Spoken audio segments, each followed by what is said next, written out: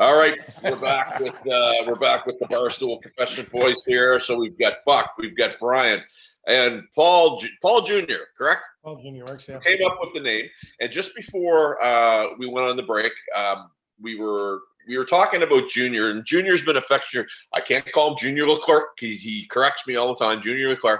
Talk to me about Junior again, because Buck, you were saying that you had to fill in some blanks there, and then talk to me about the Rock Pile, because that bar was not there when I was up there, but I've heard so many things about this place.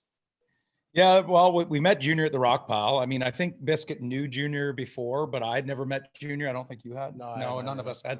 But we met him. He is at one of our gigs. Very friendly individual. Came up, sat with us.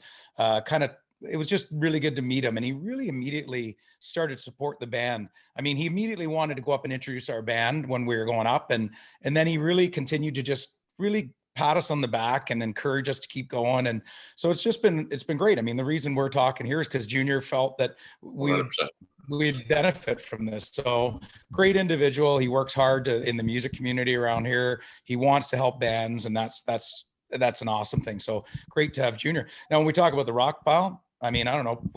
I should let Paul talk a bit too. The Rock Pile is something that we got into, and Paul, I don't know, you chat about it here. Yeah. We had the chance to go down there, and of course, being a relatively new band, we didn't have a chance to go to a real rock and roll palace, if palace is the word you'd use, but a real rock and roll fixture in the area, and the Rock Pile was it. So we had a chance to go down there and play a couple of times, just short opening stints. And it was amazing to be able to walk in there, during the afternoon when no one's there, and set your stuff up and on the big stage, and then Jake the sound man's there and plugging everything in, and all of a sudden we felt like rock stars. It was pretty cool. We've had a great time, had a lot of fun. I think for the most part the crowd seemed to like us. I know the Lee Aaron show, it was packed, and it was an absolute thrill to see all those faces out there. And we got to bring some friends. We brought a bus up to bring some friends down so that they could see us. But the place itself is just one of those, it's like an icon, really, when you talk about live music and rock and roll and heavy rock music. It's a fixture that hopefully they just keep continuing, and they can survive through the pandemic, because I know once their doors start to open again, it's going to be absolutely slammed in there, because people are thirsty for it. And like you said, it's nice it was nice years ago to be able to go, no matter what door you opened, you'd get a live band. And I think people feel that with the Rock Pile. When they go down there, they know they're going to see a talented band, and usually two or three, because they got a couple openers, thank God. They have a lot of high scale acts have gone through those doors over the years. A lot of big acts, and to be able to share that stage, even if it was for 35 minutes, was just an honor. And we can hardly wait until we get to headline there. So yeah, that's the big goal. Now we want to start moving up the opening, but not being the second opener or the third opener, but the main act. And now with the EP and actually having originals to push, that opens some other doors, and for some other gigs where you got to have the originals, to complement a few covers to us in there. Well, I think the Phoenix, for instance, the Phoenix is a club in Toronto, and the booker for the Rock Pile said to us back in one of our gigs, "Hey, do you guys got any originals?" And we didn't at the time. And he said, because you need to have like 20 or 30% of your music needs to be originals if you want to play the Phoenix. You can't just go and play covers. So we're there now, and that's you just got to keep moving forward. And like you said also earlier, you look at the number of classic venues that are gone now. There is no more Gasworks. Larry's Hideaway is gone. I think I read something about the Mod Club was closing. But the Massey Hall's all redone. Massey Hall's coming back, and then there's that new venue down in the East End. El Macombo, it's come back. The El Macombo's come back. It was gone for X number of years. I mean, they're coming back slowly, but like Rock Pile, they had 2 locations, I think. And, well, we've been at the West End one, and thank God for it, because the number of places have sort of been shrinking, especially with COVID. Oh yeah, for sure. And two things. You mentioned the quality of bands. I remember being in Ontario and going out to a club and never really seen a crappy band. But I remember playing places like Hot Rocks in Brampton and Nags Head North and places like that. And I remember getting chirped by Sebastian Bach at the Gasworks. So that was kind of fun too, right? So, you know, that's what you deal with. The EP, boys. Buck, we'll start with you. That's pretty cool. There you go. There's something that you can take. Yeah. Oh, I wear that with pride. Yeah. I wear that with pride. EP, like I said, we needed to move to the next level. I'm sorry, internet's so we'll make sure it's good to go. We're opening the door so we get a better path. Are we good there? Yeah. Got me now? Yeah. Okay, good. Sorry. Yeah, the EP, like I said, back when we went, came into COVID, just always wanted to write our own music and get our own stuff out there. We wanted to move into clubs that you had to have originals. And I mean, I wrote a lot when I was younger, and I took a break, and writing when I was younger didn't come easy. Every song I wrote sounded the same, and I'd get frustrated. These 6 songs just came out. They just came, and every song has a meaning. Like, we all contributed writing our parts, but when I talk lyrics, Own the Change is about all the things going on in the world and people needing to step up and own some change. And Meet Again was written about losing somebody that you're close to and you see them again. Hold Your Ground.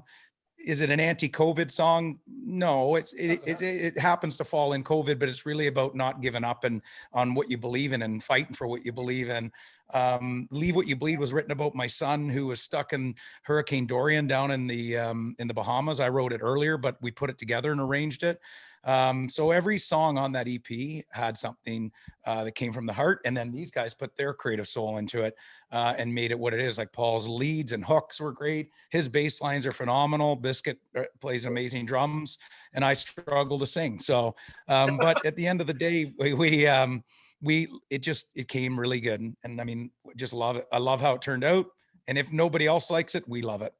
And like you say, I mean, it was taking advantage of, well, COVID's a bad thing. I mean, for everything. And like the music industry's really suffered. Like, we had X number of gigs, like we worked our way up with a couple of bars, and now we had all this scheduled things happening. Well, it's not happening.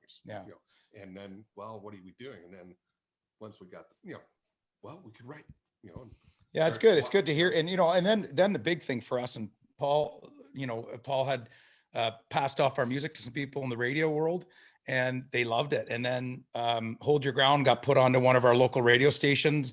And it's an alternative station just north and out of Aurelia. And it went on as a local artist for the first month. And then they called us up one day and said, hey, good news. We've had a meeting and we're going to put you into regular rotation for the next 8 to 12 weeks. And then that took us to the next level. And then another station in Barrie, we cracked their top 30. Yeah. On well, that was the same one, but it's just getting it on the radio and stuff has been exciting. Which is great. It's kind of a dream come true, really. I never played in a official band until now, and played a lot in my bedroom and in the basement, and tried to write songs, and of course I can't. Well, you wrote he wrote your lead lines. Well, yeah.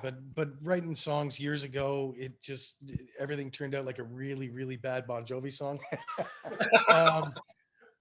With extra rhymes. I was rhyming just to rhyme, and then we get into this setting, we're playing, we all got our parts and we all got our pieces for our cover songs. And then when the opportunity came up to actually show, some of our individual talents and some of our individual, writing, and be able to pull stuff from your own techniques and your own heart, and what we felt when we heard that song, it was an honor. And I'm blessed to be able to play with these guys.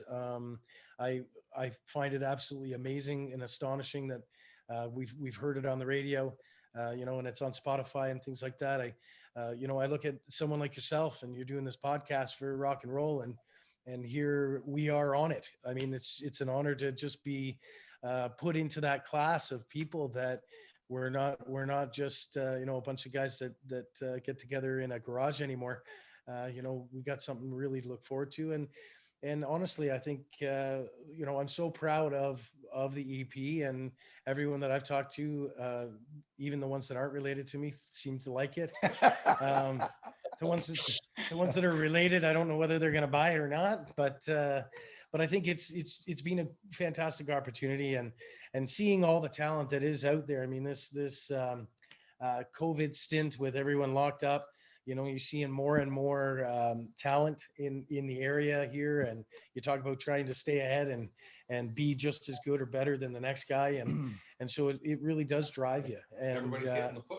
Well, we need to get in a van next, just like the new documentary there. What drives us, and we need to get out there and start touring, because the truth is, we play local, and if we want to get some exposure live to show people we could do what we do in the studio on the road, we need to come to where you guys are and play shows. Well, and you know what? We've got a venue for you guys that you love out here, and we'll make that happen when we can.